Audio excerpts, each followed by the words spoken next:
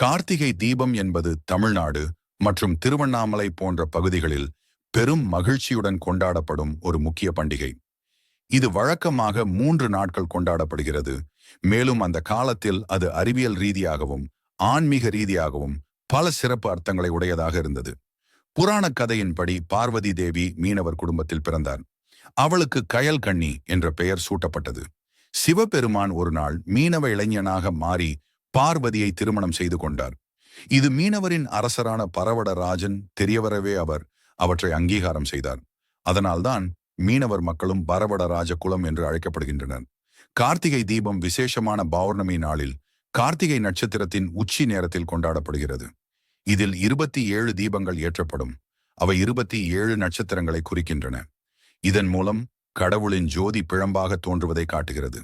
திருவண்ணாமலை கார்த்திகை தீபத்திற்கான முக்கிய தலமாக உள்ளது. அதில் பரணி தீபம் ஏற்றப்படுவது மிகவும் பிரபலம். 2668 அடி உயரத்தில் உள்ள திருவண்ணாமலை மலை உச்சியில் கொப்பரை வைக்கப்பட்டு சூரியோதயத்துடன் பரணி தீபம் ஏற்றப்படுகிறது. இது ஒரு பக்தி நிகழ்வாக கொண்டாடப்படுகிறது. இந்த தீபம் இருள் அகற்றி ஒளி அதிகரிக்கும் வாழ்க்கைக்கு நம்பிக்கை அளிக்கும் என்றும் கூறப்படுகிறது. 6 மணிக்கு தீபம் ஏற்றுவதன் மூலம் துரிதமான சமயங்களுக்கு பிறகு ஆன்மீக வலிமையை பெற்றவர்களாக வாழ முடியும் என்ற நம்பிக்கை உள்ளது. மேலும் இது போன்ற ஆன்மீகம் சம்பந்தமான வரலாற்றை காண ஓம் சிவசக்தி ஆன்மீகம் எனும் நம்ம சேனலை சப்ஸ்கிரைப் பண்ணுங்க.